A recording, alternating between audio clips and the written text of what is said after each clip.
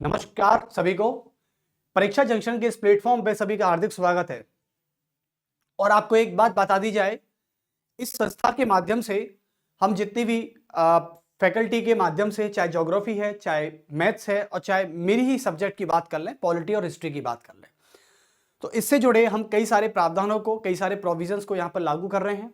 तो इसलिए हम चाहते हैं कि आप इस चैनल को, इस संस्था को जितना प्रमोट करें, जितना सब्सक्राइब और लाइक कीजिए, क्योंकि जितने लोगों तक आपकी कनेक्टिविटी होगी, हमारी पहुंच वहां तक स्थापित होगी। तो इसलिए हम चाहते हैं कि आप जितना हो सके इस चैनल को उतना प्रमोट कीजिए। चलिए, तो आज हम बात कर लेते हैं। जैसे कि मैंने कल बोला था, हम नेक्स्ट पार्ट में नया चैप्टर स्टार्ट करेंगे। तो आज पॉलिटी का बहुत ही इंपॉर्टेंट चैप्टर है और शायद मैं नहीं चाहता कि आप इसे मिस करें। जब भी आप इस लेक्चर को देखेंगे, तो आज इस लेक्चर में आपको इतना इंटरेस्टिंग फैक्ट मिलने वाले हैं, इतना इंटरेस्टिंग कॉन्सेप्ट मिलने वाला है। जैसे कि हम बात करते हैं सुप्रीम कोर्ट ऑफ इंडिया की। चलो सुप्रीम कोर्ट छोड़िए, मैं जुडिशरी की बात कर लेता हूं। तो आज हम जुडिशरी की बात करने वाले हैं, और जुडिशरी मतलब हमारी देश की न्यायपालिका के बारे में बात करने वाले हैं। तो देश की न्यायपालिका, आपको मैंने संसद पढ़ाया है, समझे? जैसे आपको मैंने पार्लियामेंट पढ़ाया था, आपको मैंने विधायिका पढ़ाई है, आपको मैंने कार्यपालिका पढ़ाई, लेकिन अब बारी है हमारी न्यायपालिका की। यानी जब तक मैं न्यायपालिका को नहीं पढ़ा लेता, तब तक हमारे लोकतंत्र का तीसरा स्तंभ पूरा नहीं होता। और लोकतंत्र के तीन स्तंभ काम करते हैं बच्चों। पहला है लेजिस्लेचर, दूसरा है एग्जीक्यूटिव, और तीसरा है जुडिशरी। ये लोकतंत्र का ऐसा तीसरा स्तंभ है जिसके बिना ना तो लोकतंत्र पूरा होता है और ना ही लोकतंत्र की प्रणाली पूरी होती है। तो इसलिए आज हमने लोकतंत्र का तीसरा पिलर उठाया है, वो है जुडिशरी। और जुडिशरी में सबसे पहले जो कोर्ट आती है, जो टॉप की कोर्ट है, जो हमारी भारत की न्याय व्यवस्था में सर्वोच्च शिखर पर है, जिसको टॉप ऑफ द कोर्ट कहते हैं, वो है सुप्रीम कोर्ट। और सुप्रीम कोर्ट भारत की राजधानी नई दिल्ली में स्थित है, आप सभी को पता है। अब मैं आपसे यह पूछना चाहता हूं कि कभी आपने सुप्रीम कोर्ट को देखा है? मतलब प्रत्यक्ष रूप से देखा है, डायरेक्ट रूप से देखा है आपने उसकी बिल्डिंग को? जब कभी आप दिल्ली आना आपका हो, जो लोग दिल्ली रह रहे हैं और जिसका दिल्ली आना हो, तो प्लीज पहले वो सुप्रीम कोर्ट को देखकर आए। हालांकि अंदर आपकी एंट्री नहीं हो सकती है, लेकिन गुजरते वक्त एक मेट्रो है, मेट्रो से आप भी, जब मेट्रो में सफर करते वक्त आप जब नोएडा या गुड़गांव की तरफ जाते हैं, तो वहां से भी आपको सुप्रीम कोर्ट का नजारा देखने को मिल सकता है। और दिल्ली में तो सुप्रीम कोर्ट नाम से एक मेट्रो स्टेशन भी है, जिसका अभी हाल ही में नाम चेंज किया गया था, जिसके मेट्रो स्टेशन का नाम बदल के सुप्रीम कोर्ट कर दिया गया। तो ये हमारे देश की न्याय व्यवस्था और हमारे देश की न्याय प्रणाली का एक जीता जागता उदाहरण है। और इस न्याय प्रणाली के बिना समाज में ऐसा ऐसा अधूरापन लगता है जिसकी हम कल्पना कभी कर ही नहीं सकते। तो चलिए, आज इस लोकतंत्र के तीसरे स्तंभ का उद्घाटन करते हैं और चलते हैं हमारी न्यायपालिका की तरफ। और न्यायपालिका में हम उस न्यायपालिका की बात करेंगे पहले, जो हमारे भारत के न्यायिक व्यवस्था में, जुडिशियल सिस्टम में सबसे टॉप पर आती है। वो है सर्वोच्च न्यायालय, supreme court of the India. Okay, चलिए स्टार्ट करते हैं। Indian polity, Indian polity.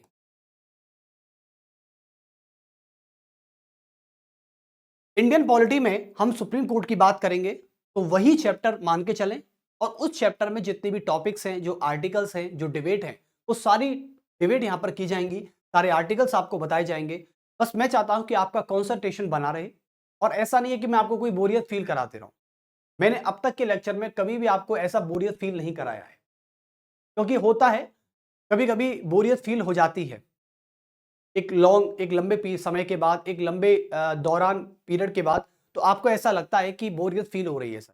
तो बोरियत फील होने का मतलब ही नहीं है, क्योंकि हर चैप्टर की हिस्ट्री, हर चैप्टर का कॉन्सेप्ट अपने आप में अलग है।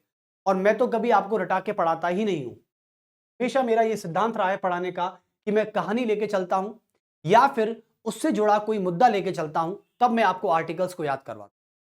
बताइए, अब तक के मेरे साथ जितने भी लेक्चर्स हुए हैं, उनमें सभी में आप देख लीजिए कि मैंने कभी भी आपको रटाने की कोशिश नहीं की। ये आर्टिकल है, इसको रट लो, या मैंने कोई गाना सुना के, या मैंने कोई पहेलियां बुझा के आपको कभी भी ऐसा पढ़ाने की कोशिश की ही नहीं है, और ना ही मैं करूंगा, ये मेरा सिद्धांत भी नहीं है।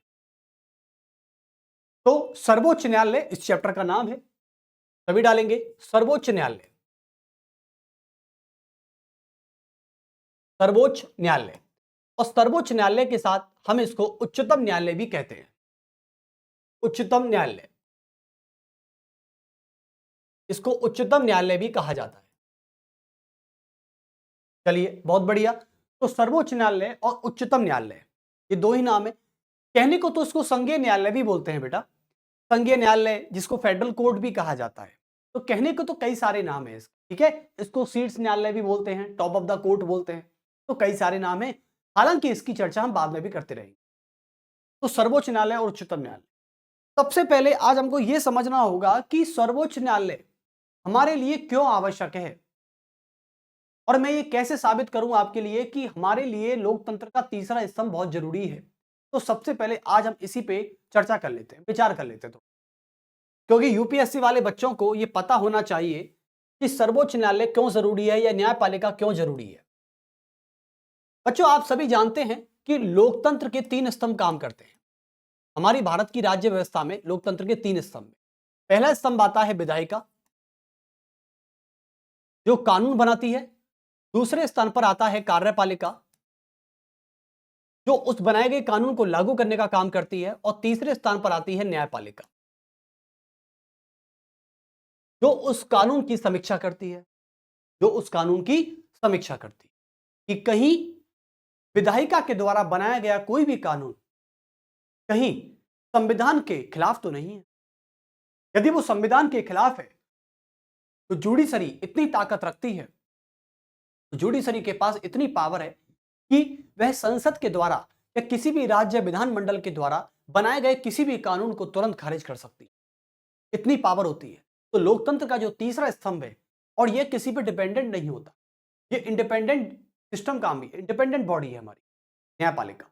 ये ऐसा नहीं है कि कोई बीजेपी गवर्नमेंट के लिए काम कर रही है या कोई कांग्रेस गवर्नमेंट के लिए काम कर रही है। हमारे 1950 से और अब तक के 2024 तक के इतिहास में, अभी ये साल खत्म होने वाला है, 2024 तक के इतिहास में कभी भी जुडिशरी ने अपनी डिपेंडेंसी सरकार पर नहीं जाहिर की, और ना ही सरकार ने इसको कंट्रोल करने की कोशिश की। लेकिन हां, एक समय ऐसा था कांग्रेस गवर्नमेंट में इंदिरा गांधी का, इंदिरा गांधी ने यह साबित कर दिया था कि मैं जुडिशरी को अपने हाथों में ले सकती, और उन्होंने अपनी सिफारिश पर अपने चेहरों को सुप्रीम कोर्ट का मुख्य न्यायाधीश भी बनाया। इतिहास इस बात का गवाह है।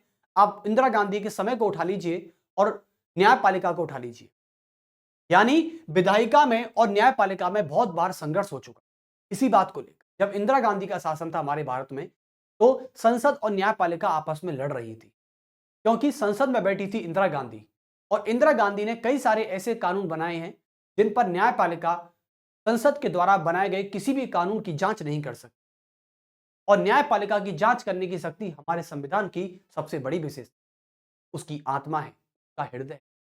आप किसी इंसान से उसकी आत्मा ही छीन लोगे तो वो डेड बॉडी के समान।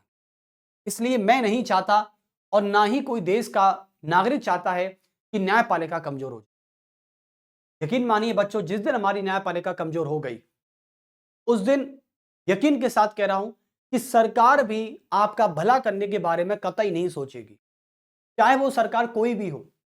मैं किसी एक सरकार को टारगेट करके नहीं चल रहा हूं। चाहे सरकार कोई भी हो, चाहे आने वाले 50 साल की जो भी सरकार हो, और चाहे हमारे 70 साल बीत चुके हैं इनकी कोई सरकार हो, और चाहे अभी जो चल रही सरकार, सरकार जनता का भला केवल और केवल तब तक चाहती है जब तक कि हमारे भारत में जुडिशरी अपना अच्छे से काम कर रही है। यदि कहीं ना कहीं सरकार को हम कंट्रोल कर सकते हैं तो वो जुडिशरी से ही किया जा सकता है। वरना आप ये सोचते हैं कि सर हमने तो जनता ने तो अपने रिप्रेजेंटेशन को वोट दिया है ना, हमने सरकार को जिताया है तो सरकार हमारी हर बात मानेगी। बेटा, इस मिथ में जीने का कोई भी मतलब नहीं। आप इस मिथ में मत। केवल सरकार एक वक्त आपकी शक्ति का इस्तेमाल करती है, वो है आपका मतदान की शक्ति।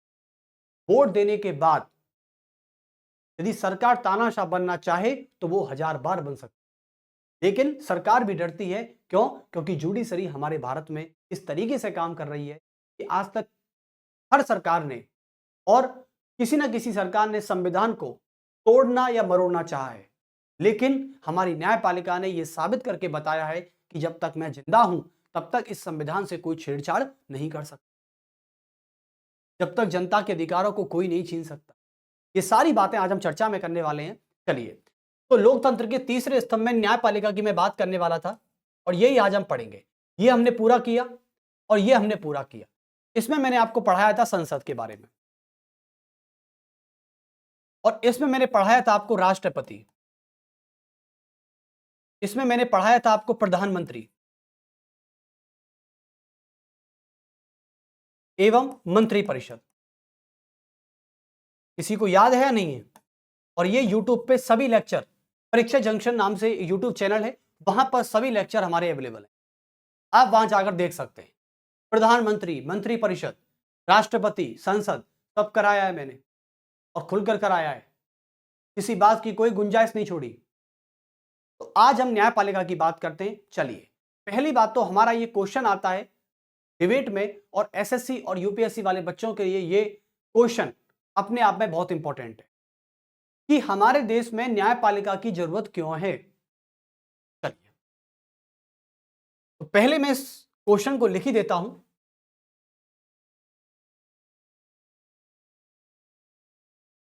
प्रश्न ये है हमारा आज का, या फिर टॉपिक ले लीजिए, कोई दिक्कत नहीं है।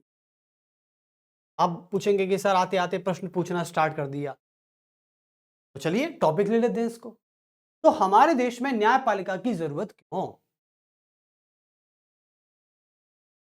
हमारे देश भारत में, हमारे देश भारत में न्यायपालिका की जरूरत क्यों?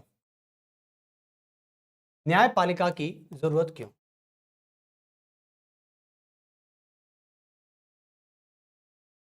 देखो बच्चों, हमारे वेदों में, हमारे उपनिषदों में, हमारे ग्रंथों में हमेशा विद्वानों ने, विचारकों ने, लेखकों ने यही बात कही है जो मैं बोलने वाला हूं। ये मेरी बनाई हुई कोई ऐसी बात नहीं है या मनगढ़ंत ऐसी कोई कहानी नहीं है। उन्होंने हमेशा ये बात बोली है कि हमारे भारत देश में या किसी भी देश में न्यायपालिका का होना कहां तक उचित है और कहां तक उचित नहीं है। चलिए मैं आपको बता देता हूं। उचित नहीं है इसका तो सवाल ही पैदा नहीं होता, उचित है हाँ, इसका सवाल जरूर पैदा होता। आपको पता है कि हमारे देश में सभ्य समाज और स्वतंत्र समाज, यदि हम अपने देश में स्वतंत्र और सभ्य समाज चाहते हैं तो न्यायपालिका का होना बहुत जरूरी है।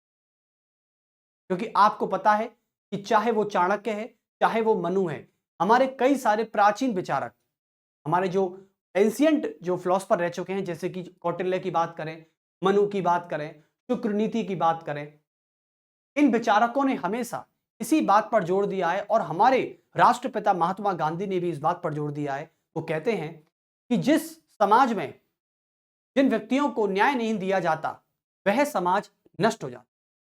यह बात इन तीनों ने कही। और सबसे बड़ी बात, यानी ये कहते हैं कि जिस समाज में लोगों को न्याय नहीं मिलता, जिस समाज में लोगों को अन्याय ही मिलता है, वह समाज और राजा ज्यादा समय तक जीते नहीं। तो इसका मतलब यह है कि हमारे इस भारत को एक स्वतंत्र और एक सभ्य समाज बनाने के लिए न्यायपालिका का होना बहुत जरूरी है। तो पहली हिंट हमको मिल चुकी है। इसका मतलब पहली हिंट में हम ये लिख सकते हैं कि स्वतंत्र एवं सभ्य समाज, स्वतंत्र एवं सभ्य समाज बनाने के लिए, सभ्य समाज के लिए, सभ्य समाज के लिए बहुत जरूरी है। जब तक आप किसी भी न्यायपालिका के अस्तित्व की बात नहीं करोगे, तब तक कोई भी सभ्य समाज सभ्य नहीं बन पाएगा और स्वतंत्र नहीं बन पाएगा। लोग एक दूसरे को मारेंगे, बहुसंख्यक लोग अल्पसंख्यक लोगों से अन्याय करेंगे, शोषण करेंगे, उनको कुचलेंगे, उनको दबाने की कोशिश।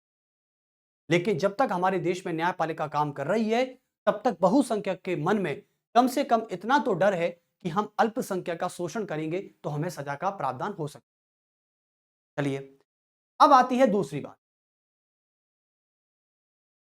ये कहते हैं कि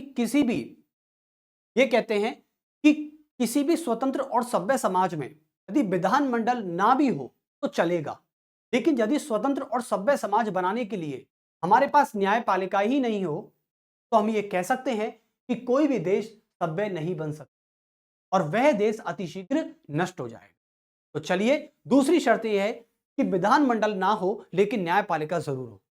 आप लिख सकते हैं कि विधानमंडल ना हो, विधानमंडल ना हो लेकिन न्यायपालिका जरूर होनी चाहिए, लेकिन न्यायपालिका जरूर होनी चाहिए।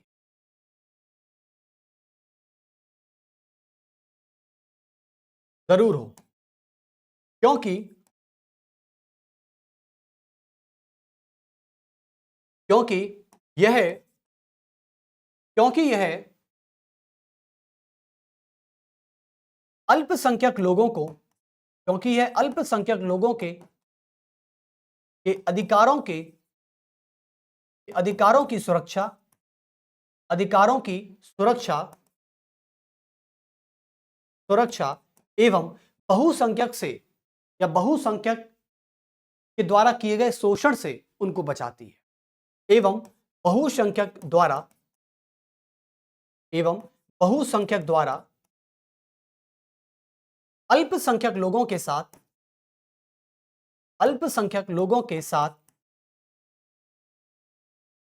साथ किए गए शोषण से बचाती है, शोषण से बचाती है। तो यह भी एक काम हो सकता है। चलिए, अब तीसरा काम क्या है? तीसरा काम यह हो सकता है कि भारत में यदि न्यायपालिका है तो यह सरकार के द्वारा किए गए सभी अवैध कार्यों को नियंत्रित कर सकती है। आपको बता दिया मैंने कि यदि सरकार किसी बॉडी से डरती है सबसे ज्यादा तो वो है जुडिशरी। हर कोई आज की सरकार की बात करें या पिछले सरकार की बात करें, हमेशा सरकार का प्रत्येक मंत्री और सरकार का प्रत्येक व्यक्ति वो यही चाहता है कि मेरे पास सुप्रीम कोर्ट का नोटिस नहीं आना चाहिए, क्योंकि सुप्रीम कोर्ट का नोटिस आते ही उसकी चुनावी राजनीति में किसी ना किसी प्रकार का खतरा पैदा हो सकता है। आपको पता है कि श्रीमान जी राहुल गांधी जी ने गुजरात में रहकर, जब कर्नाटक के इलेक्शन थे उस समय गुजरात में रहकर उन्होंने एक चुनावी नारा दिया था, और चुनावी नारे में यह बोला था, मैं नहीं बोलना चाहता उस बात को, उन्होंने किसी कम्युनिटी को चोर कहा था। क्या कहा था? चोर। हालांकि वो एक्चुअली में एक व्यक्ति को चोर कहना चाहते थे, लेकिन उन्होंने किसी कम्युनिटी को चोर कह दिया। तो उस पूरी कम्युनिटी ने राहुल गांधी जी के खिलाफ क्या लगा दिया?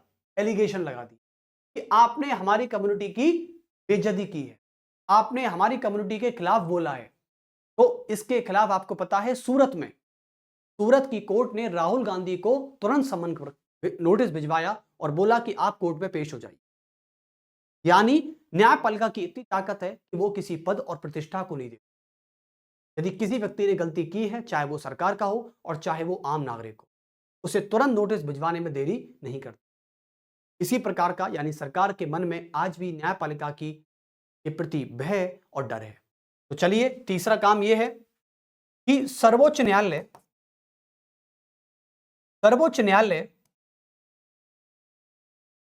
सरकार की शक्तियों को सीमित करता है।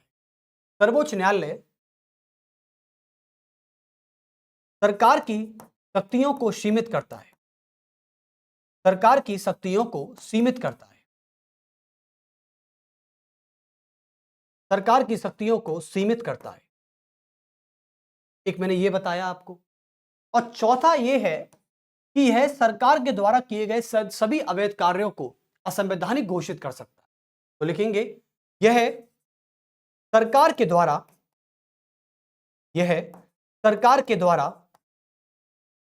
किए गए सभी अवैध कार्यों को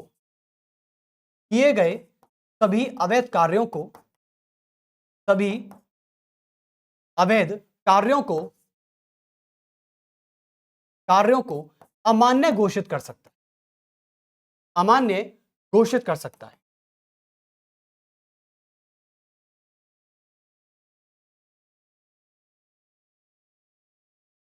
तो मैं आशा करता हूं कि आज के बाद आप मुझसे या आप किसी से ये नहीं पूछेंगे, बल्कि आप बन जाइए राजा। जब आपको हो चुकी है नॉलेज तो आप बन जाइए राजा और आप पूछिए दूसरों से। ठीक है? आप किसी के सामने, यदि आपके पास नॉलेज है तो आपको किसी के सामने गिड़गिड़ाने की जरूरत नहीं है कि भाई तू बता दे, थोड़ा तुम बता दो। कोई जरूरत नहीं है। यदि आपको नॉलेज है और इतनी नॉलेज है कि आप किसी के सामने टिक सकते हैं, तो ये नहीं कह रहा कि आपको अपनी नॉलेज पे घमंड करना है, लेकिन आप किसी के सामने टिक सकते हैं तो यू आर कैपेबल। सच में यू आर कैपेबल। इसलिए यदि कोई भी आपसे चलता फिरता इंसान ये पूछ ले, और पहली बात तो पूछेगा वही जिसके पास पहले से नॉलेज होगी। यदि ये पूछ ले कि भाई ये बताओ कि जुडिशरी क्यों इंपॉर्टेंट है, ऐसा क्या काम है जुडिशरी का, यदि जुडिशरी नहीं भी होगी तो क्या काम रुक जाएंगे, क्या काम रुक जाएंगे? क्यों? क्योंकि वो बोलेगा आपसे कि लोकतंत्र का पहला स्तंभ है विधायिका। भाई कानून तो बना ही रहा ना आपके लिए, और कानून जब बना रहा है तो कार्यपालिका उसे लागू कर देगी। अब ये बताओ कि कानून को बनाना और लागू करना, और लागू किसके लिए किया जा रहा है? जनता के लिए। तो भाई इसमें न्यायपालिका का क्या रोल है? लेकिन आप उससे जवाब देना कि यदि किसी देश को सभ्य बनाना है, लोगों तक न्याय पहुंचाना है, तो उस देश के लिए न्यायपालिका बहुत जरूरी। दूसरा कारण देना उसको कि यदि अल्पसंख्यक पर बहुसंख्यक द्वारा किए जा रहे शोषण से अल्पसंख्यक को बचाना है तो न्यायपालिका बहुत जरूरी। तीसरी शर्त बताना कि सरकार की शक्तियों को सीमित करना है तो न्यायपालिका बहुत जरूरी। वरना सरकार तो पागल हो जाती है भाई साहब। देखा नहीं है इंदिरा गांधी की सरकार को? पागल हो गई थी सरकार, क्या कर रही थी खुद नहीं पता। बताइए, खुद नहीं पता। यानी कहते हैं कि सत्ता की भूख और सत्ता के नशे में इतना नशा होता है कि शायद मैं मानता हूं कि उसे किसी नशे की जरूरत नहीं पड़ती, सत्ता में इतना नशा है। इंदिरा गांधी सरकार ने अपने 75 से 76 के कार्यकाल में क्या किया, इससे मैं नहीं बेटा, इससे आपके सारे पूर्वज, घर पे दादा दादी जी होंगे, उनसे पूछना कि दादाजी इंदिरा गांधी की सरकार के समय क्या हुआ था, आप क्या बता सकते हैं? वो ऐसी कहानी बताएंगे जो किताबों में नहीं है।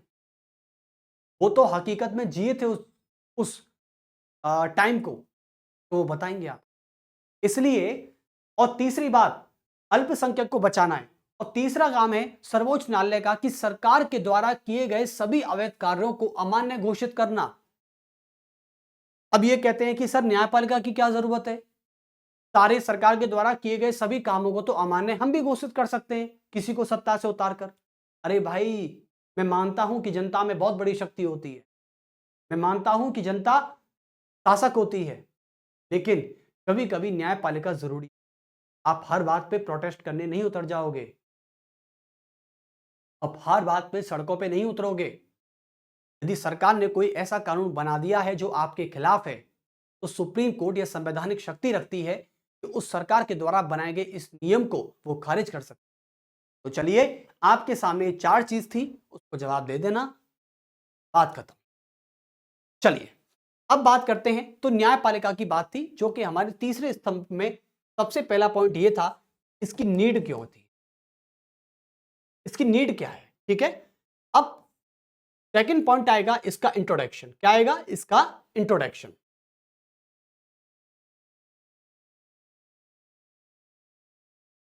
तो इसका इंट्रोडक्शन पढ़ लेते हैं अब। चलिए, सर्वोच्च न्यायालय का, बहुत बढ़िया, चारों पॉइंट अपने पास रखना सलामत। हाँ, देखिए अब आते हैं हम सर्वोच्च न्यायालय के परिचय पर।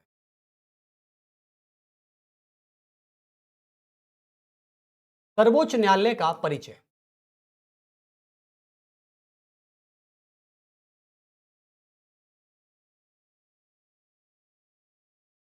देखिए, सर्वोच्च न्यायालय का परिचय यदि मैं देता हूं, तो सबसे पहले सर्वोच्च न्यायालय को भारत की न्याय प्रणाली का सर्वोच्च न्यायालय कहा जाता है। यानी सर्वोच्च शिखर पर जो स्थित है न्यायालय, उसे सर्वोच्च न्यायालय कहा जाता है, यानी जिसे टॉप ऑफ द कोर्ट कहते हैं। यानी हमारे भारत की जुडिशरी सिस्टम में जिसे टॉप ऑफ द कोर्ट कहा गया है, वो है सर्वोच्च न्यायालय। आप लिख सकते हैं कि भारतीय संविधान की न्याय प्रणाली में, तो पहला पॉइंट बनाएंगे आप, परिचय में डालेंगे कि भारतीय न्याय प्रणाली में सर्वोच्च शिखर पर स्थित न्यायालय, सर्वोच्च शिखर पर स्थित न्यायालय, सर्वोच्च शिखर पर स्थित न्यायालय, स्थित न्यायालय सर्वोच्च न्यायालय कहा जाता है। चलिए, तो पहला परिचय आपका हुआ। दूसरे परिचय की बात करें तो दूसरा परिचय इसको कहा जाता है कि सर्वोच्च न्यायालय यानी हमारे भारत की सुप्रीम कोर्ट सभी कोर्टों में सबसे ऊपर। आप लिख सकते हैं कि भारत के न्यायिक प्रणाली में, भारत की न्याय प्रणाली में, न्यायिक प्रणाली में सर्वोच्च न्यायालय सबसे ऊपर, सर्वोच्च न्यायालय सबसे ऊपर, सबसे ऊपर, सर्वोच्च न्यायालय सबसे ऊपर तथा उसके अधीन आने वाली राज्य की हाई कोर्ट तथा उसके अधीन आने वाली, उसके अधीन आने वाली, उसके अधीन आने वाली सभी राज्य के उच्च न्यायालय, अधीन आने वाले सभी राज्य के उच्च न्यायालय, उच्च न्यायालय तथा उच्च न्यायालय के अधीन आने वाले सभी अधीनस्थ एवं सबॉर्डिनेट कोर्ट तथा सभी हाई कोर्ट्स के अधीन आने वाले तथा सभी उच्च न्यायालयों के अधीन आने वाले, उच्च न्यायालयों के, उच्च न्यायालयों के अधीन आने वाले अधीनस्थ न्यायालय,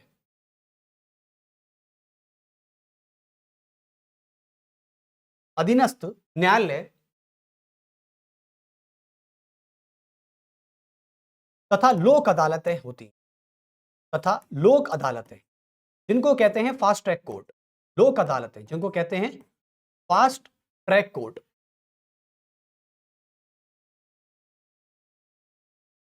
बच्चों एक आपके लिए बहुत, हमारे लिए बहुत बुरी खबर है, उसको बता देना चाहता हूं मैं। चलिए वो हम नेक्स्ट पार्ट में बताएंगे क्योंकि फिर वो चीजें ज्यादा बड़ी हो जाएंगी, लेकिन बताएंगे जरूर आपको, ठीक है।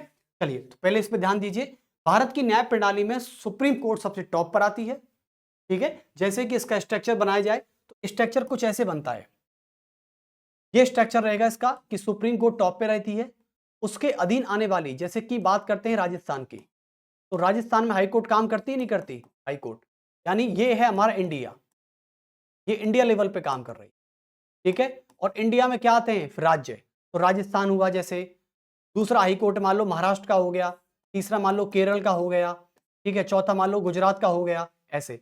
और एक हाई कोर्ट के अधीन आने वाले जितने भी जिले हैं, क्योंकि राज्य में जो राज्य होता है वो जिलों में बटा होता है, और एक जिले की एक सत्र न्यायालय, सेशन कोर्ट जिसे आप बोलते हैं, वो काम करती है।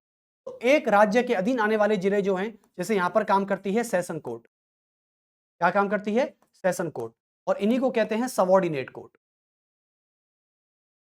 इनको कहा जाता है सबॉर्डिनेट कोर्ट। और सबॉर्डिनेट कोर्ट के साथ इनको फास्ट ट्रैक कोर्ट भी कहा जाता है, फास्ट ट्रैक कोर्ट। तो ये तरीका है इनको कहने का, और ये हमारे भारत की एक जुडिशरी सिस्टम है, पहले सुप्रीम कोर्ट, फिर हाई कोर्ट, और फिर सेशन कोर्ट या सबॉर्डिनेट कोर्ट या फास्ट ट्रैक कोर्ट काम आते हैं। उसके बाद हम बात करते हैं तीसरे पॉइंट की।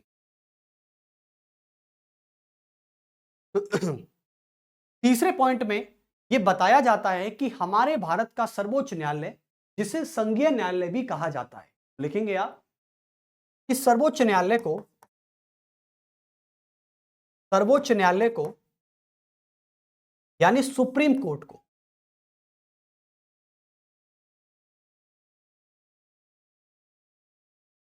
यानी सुप्रीम कोर्ट को, सर्वोच्च न्यायालय को संघीय न्यायालय,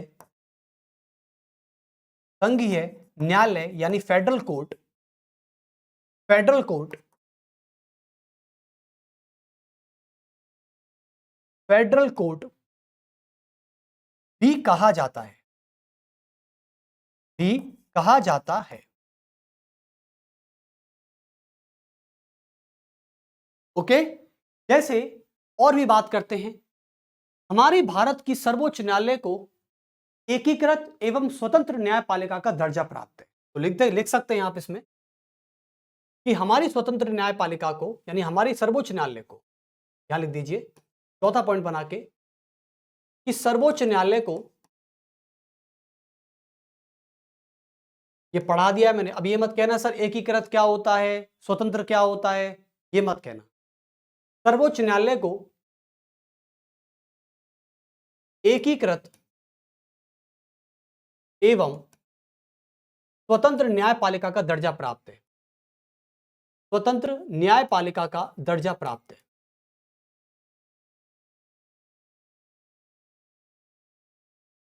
का दर्जा प्राप्त है। ओके, चलिए और क्या हो सकता है। सर्वोच्च न्यायालय की स्थापना कब हुई थी बच्चों?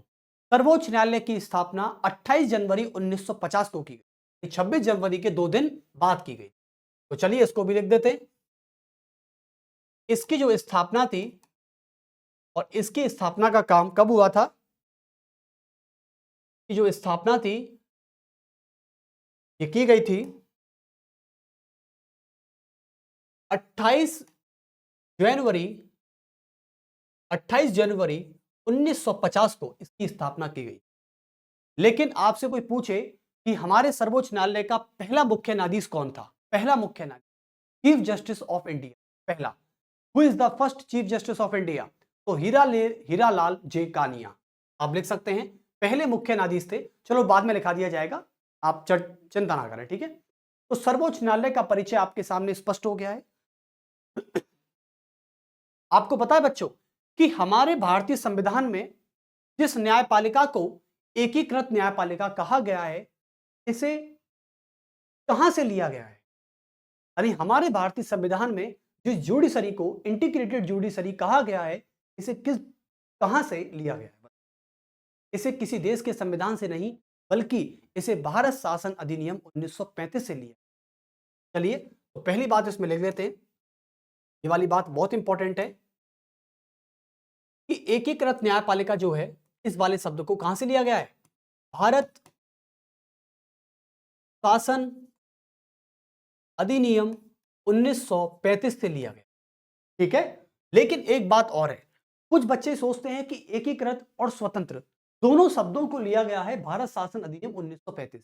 जी नहीं, जैसे कि हमारे सर्वोच्च न्यायालय को जो इंटीग्रेटेड जुडिशरी कहते हैं, वो केवल और केवल इसलिए कहते हैं क्योंकि हमारे भारतीय संविधान निर्माताओं ने जिस एकीकृत शब्द को लिया था वो भारत शासन अधिनियम 1935। आपको पता है कि अमेरिका की जो कोर्ट है वो इंटीग्रेटेड नहीं है, वो इंडिपेंडेंट है, यानी सरकार के बिना किसी दबाव के कार्य करती है। इसे कहते हैं स्वतंत्र न्यायपालिका। वह न्यायपालिका जो सरकार के बिना किसी दबाव और बिना किसी हस्तक्षेप के काम करे, कार्य करे, उसे इंडिपेंडेंट जुडिशरी कहते हैं। और इंटीग्रेटेड जुडिशरी का मतलब होता है कि वह न्यायपालिका जिसके सर्वोच्च शिखर पर स्थित जो न्यायालय है, जिसके सभी आदेश को उसके अधीनस्थ आने वाली सभी न्यायालय मान्य मानती हैं, उसे इंटीग्रेटेड जुडिशरी कहते हैं। अब स्वतंत्र न्यायपालिका को लिया गया है अमेरिकन कॉन्स्टिट्यूशन। कहां से? American constitution. अमेरिकन कॉन्स्टिट्यूशन से। ओके, चलिए तो ये था सर्वोच्च न्यायालय का परिचय, कि मैंने स्थापना बताई, आपको इसका मैंने परिचय बताया, ठीक है। और इसको आप इंग्लिश में कह सकते हैं top of the court, top of the court. चलिए इसको टॉप ऑफ द कोर्ट कह सकते हैं, ठीक है। चलिए आई एम ड्रिंकिंग वाटर, फिर आते हैं।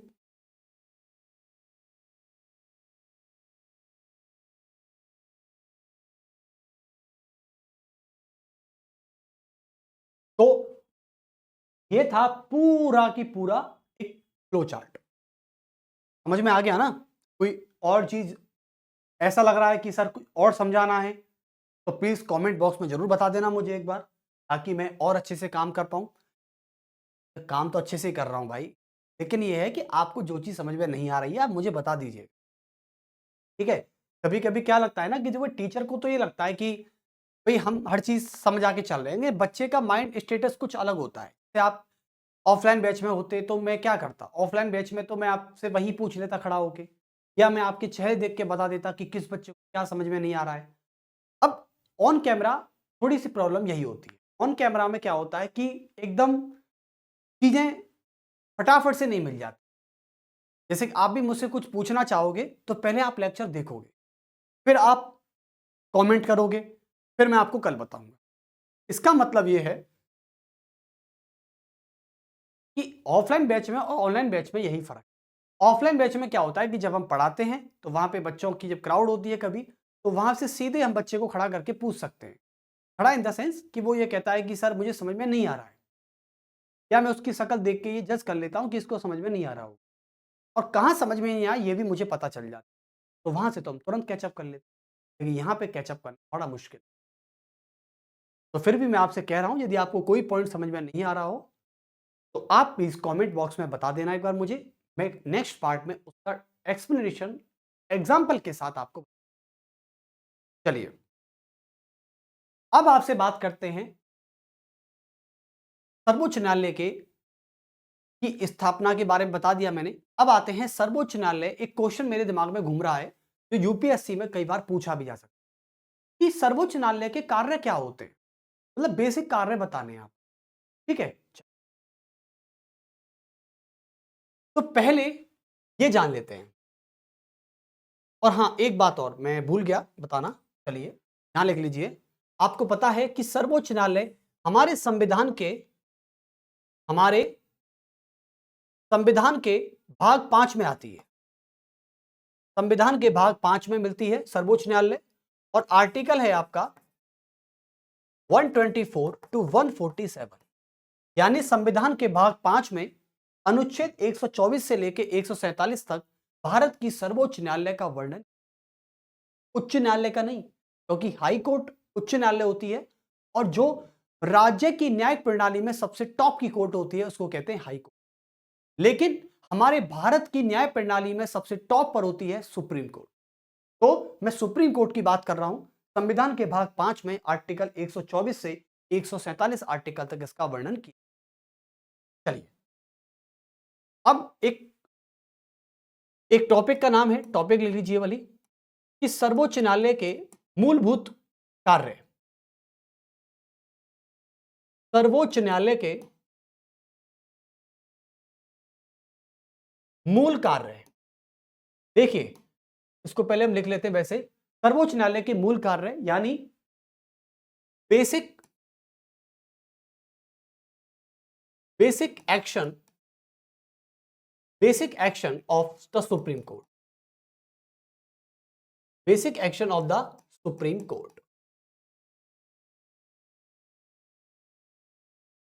तो basic action of the Supreme Court की मैं बात करूं तो किस प्रकार से बात करनी चाहिए। देखिए पहले तो मुझे मूलभूत कारण के बारे में एक बात समझाइए कि सुप्रीम कोर्ट के कार्य बहुत सारे होते हैं, लेकिन जो बेसिक है, बेसिक कि भाई सुप्रीम कोर्ट तो उस काम को करेगा ही करेगा, उसकी मैं बात करना चाहता हूं एक बार। चलिए तो पहला, आपको पता है कि सुप्रीम कोर्ट का सबसे पहला कार्य जो होता है, सबसे पहला जो वर्क होता है वो क्या होता है। संघीय व्यवस्था में, हमारे भारत की संविधान की संघीय प्रणाली में का पहला कार्य यह होता है, जो कि सबसे इंपॉर्टेंट वर्क भी है। सुप्रीम कोर्ट का काम होता है केंद्र और राज्यों के बीच में शक्तियों के विभाजन और उनके क्षेत्राधिकार जुडिक्शन को लेकर जब कोई भी केंद्र और राज्य में टकराव हो जाता है, कॉन्फ्लिक्ट हो जाती है, तो उसको सुलझाने का काम करता है। जैसे आपको पता है कई बार क्या होता है, केंद्र सरकार में और राज्य सरकार में, किसी राज्य की सरकार के बीच क्या हो जाता है, झगड़ा हो जाता है। राज्य सरकार यह कहता है कि केंद्र सरकार से कि आप गलत हैं, और केंद्र सरकार कहता है राज्य से कि आप गलत। तो कभी कभी केंद्र सरकार और राज्य सरकार के बीच में क्या हो जाती हैं, लड़ाइयां हो जाती हैं उनके जुडिक्शन को लेकर, ऑफिशियल जुडिक्शन को लेकर, या किसी कॉन्स्टिट्यूशन अमेंडमेंट को लेकर लड़ाई हो जाती है। ठीक है, कभी कभी सीमा को लेकर लड़ाई हो जाती है। तो कुल मिला के यहां पर जब लड़ाई होती है दोनों के बीच में, तो केंद्र और राज्यों के बीच में कोई टकराव की स्थिति हो जाए, या दो से अधिक राज्य ही आपस में लड़ जाएं, तो इनकी स्थिति को सुलझाने के लिए यह एक संघीय न्यायालय की तरह काम भी करता है। इसलिए हम सुप्रीम कोर्ट को फेडरल कोर्ट भी कहते हैं। चलिए एक बार इसको लिख लेते हैं। चलिए तो लिखेंगे इसमें कि संघीय व्यवस्था में सर्वोच्च न्यायालय, संघीय व्यवस्था में सर्वोच्च न्यायालय संघीय व्यवस्था में सर्वोच्च न्यायालय शक्तियों के विभाजन यानी डिवाइडेशन ऑफ द पावर, शक्तियों के विभाजन एवं क्षेत्राधिकार को लेकर, शक्तियों के विभाजन और क्षेत्राधिकार को लेकर, क्षेत्राधिकार को लेकर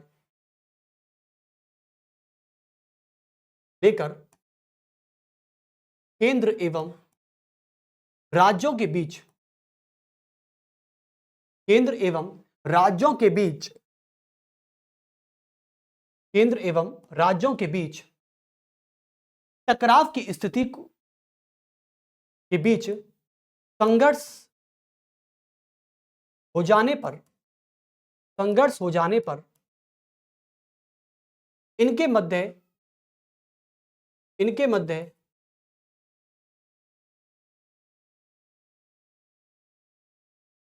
संघर्ष हो जाने पर इस संघर्ष को समाप्त करने हेतु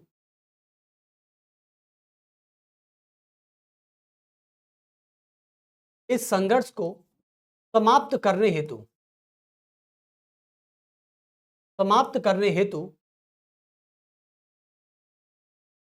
सर्वोच्च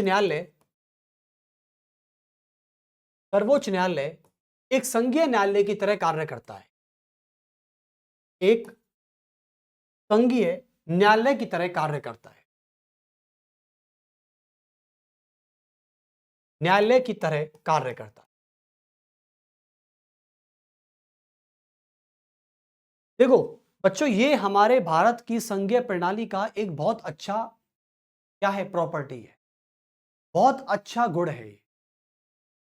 यानी सर्वोच्च न्यायालय एक संघीय न्यायालय भी कहा जाता है, वो भी इसलिए क्योंकि जब केंद्र सरकार और एक राज्य या दो से अधिक राज्यों के बीच भी कोई झगड़ा हो जाता है, और झगड़ा किस बात पे हो सकता है, झगड़ा हो सकता है शक्तियों के विभाजन को, जैसे संविधान की 7वीं अनुसूची, संघ सूची, राज्य सूची और संवर्ती सूची।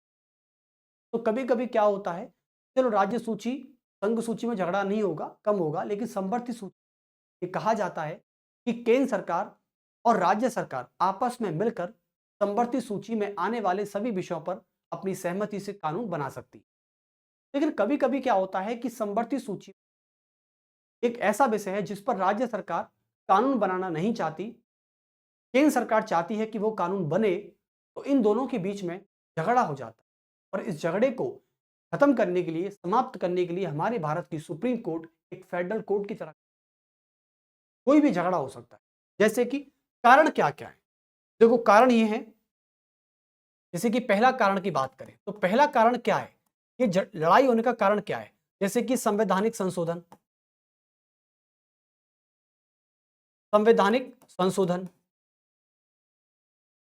ठीक है। मान लो संविधान में केंद्र सरकार ने कोई संशोधन कर दिया, अब उस संशोधन से कई सारे राज्य खुश नहीं है या एक राज्य खुश नहीं है, तो वो राज्य केंद्र सरकार पर चढ़ गया, तुमने क्यों किया, ये संवैधानिक संशोधन नहीं है, तुम गलत कर रहे हो, ठीक है, तानाशाही हो रही है, ऐसे ऐसे करके कई सारे आरोप लगा दिए और लड़ाई करना स्टार्ट कर दी। तो संवैधानिक संशोधन, जब जब केंद्र सरकार संशोधन करती है तो कोई ना कोई राज्य अपनी असहमति व्यक्त करता है। और क्या कारण हो सकता है, चलिए और कारण जान लेते हैं एक बार। तो पहला कारण आपके सामने स्पष्ट है, दूसरा कारण क्या हो सकता है, जैसे कि संविधान की 7वीं अनुसूची के समवर्ती विषय पर लिख सकते हैं कि संविधान की 7th शेड्यूल, 7वीं अनुसूची, संविधान की 7वीं अनुसूची के समवर्ती विषयों पर, समवर्ती सूची के विषयों पर, समवर्ती सूची के विषयों पर,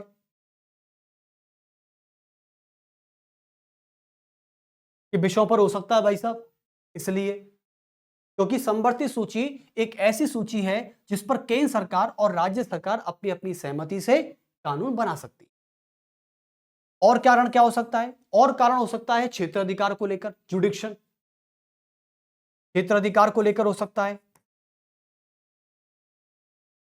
जैसे आपको पता है कृषि कानून, जब नरेंद्र मोदी सरकार ने हमारे संविधान में के तहत कृषि कानून लागू किए थे तो कई सारे राज्य ये कह रहे थे कि कृषि तो राज्य सूची का विषय है, इस पर केंद्र सरकार कैसे कानून बना सकती है।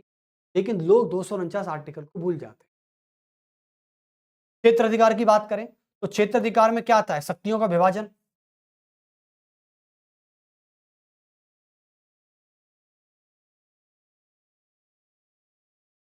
शक्तियों का विभाजन आता है। और क्या आते हैं? चुनावी मुद्दे।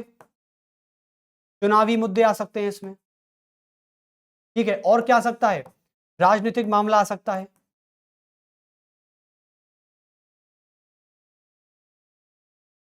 लेकिन हाँ, राजनीतिक मामला आ सकता है। ठीक है, तो इस प्रकार के कई सारे मुद्दे हैं जिन पर केंद्र सरकार और राज्य सरकार आपस में भिड़ने बिठाने का काम करती है।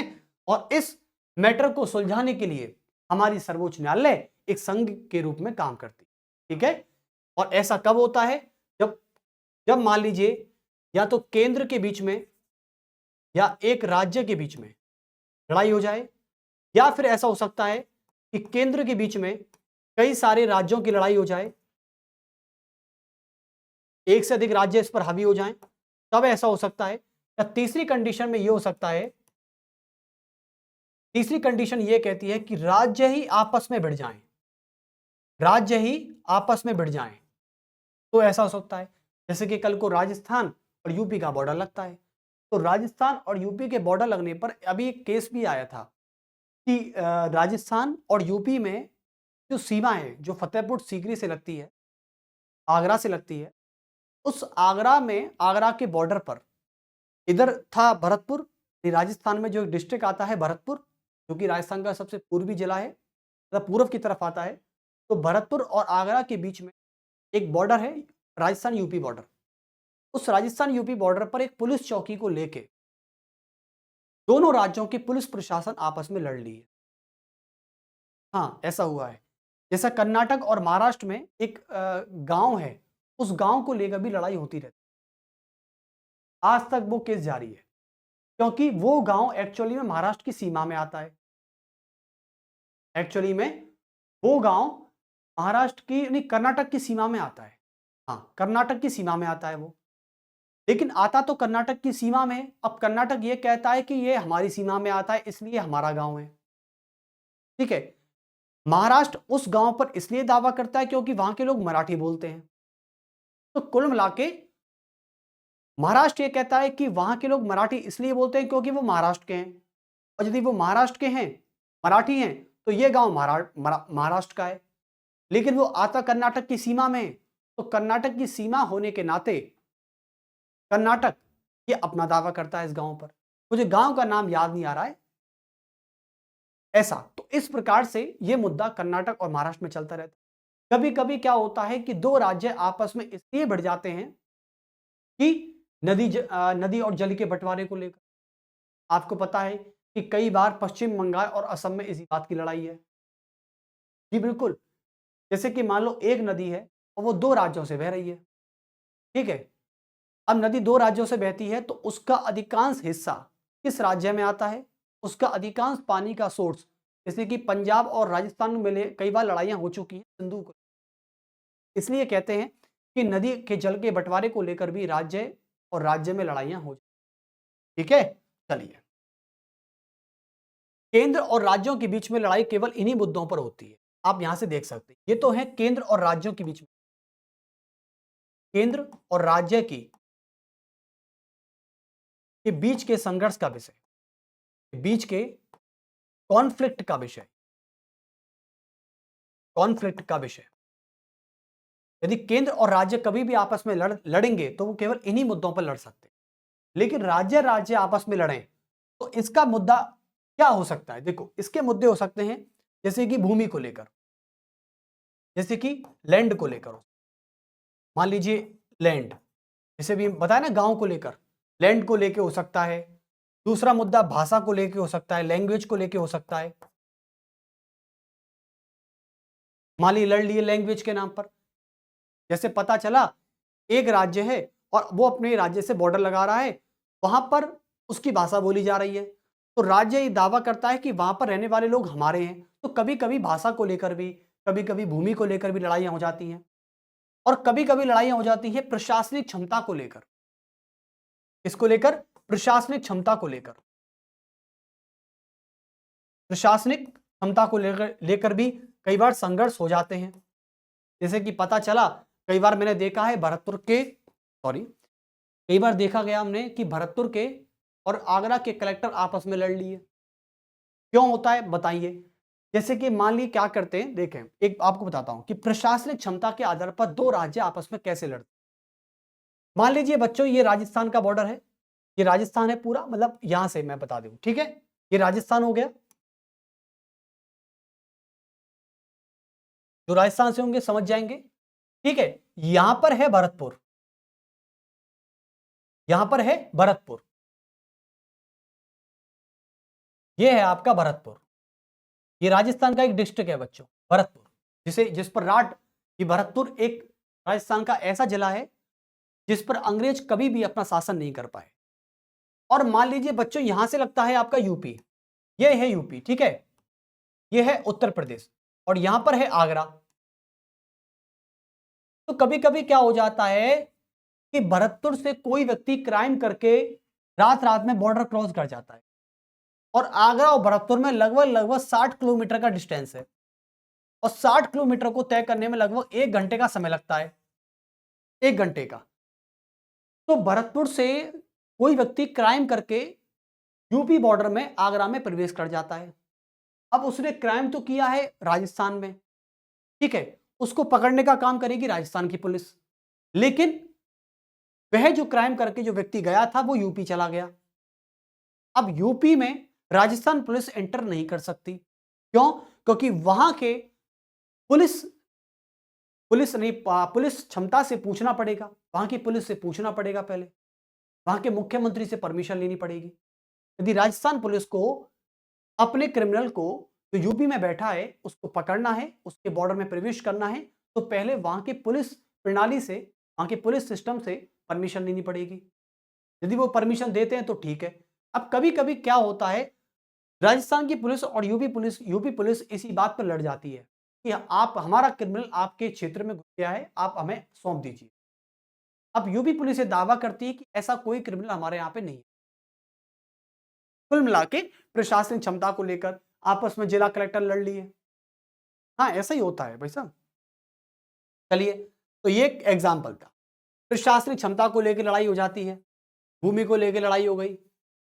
हाँ, कई बार होता है, अखबार में आ जाता है।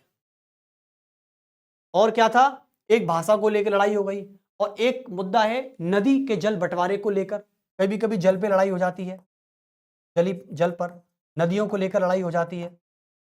हाँ, सिंधु को लेकर आपको पता है पंजाब और राजस्थान में लड़ाई हो रही है, बिल्कुल ऐसा हो रहा है। मध्य प्रदेश और राजस्थान आपस में लड़ रहे हैं चंबल को लेकर। चलिए, तो राज्य राज्य आपस में कब टकराएंगे को लेकर कई सारे मुद्दे हैं, और केंद्र और राज्यों के बीच में लड़ाई किस बात पर हो सकती है ये भी आपके सामने। चलिए, यानी इन दोनों का जो केस है वो यहां आ जाएगा, और इसका जो केस है वो यहां पर लिख दिया है, ठीक है। जैसे भूमि को लेकर अभी लड़ाई किस पर हो रही है, महाराष्ट्र और कर्नाटक में हो रही है, महाराष्ट्र और कर्नाटक में लड़ाइयां हो रही, ठीक है। जल को लेकर राजस्थान और पंजाब ले लीजिए। भाषा को लेकर तेलंगाना और आंध्र प्रदेश में हुई थी लड़ाई, देखो दोनों अलग कर दिए, ये था। ऐसे होता है। प्रशासनिक क्षमता में राजस्थान और यूपी ले लीजिए, राजस्थान और यूपी ले लीजिए, ऐसे कई सारे मुद्दे। तो इनके बीच में होने वाले टकराव और होने वाले संघर्ष को खत्म करने का काम करती है सर्वोच्च न्यायालय।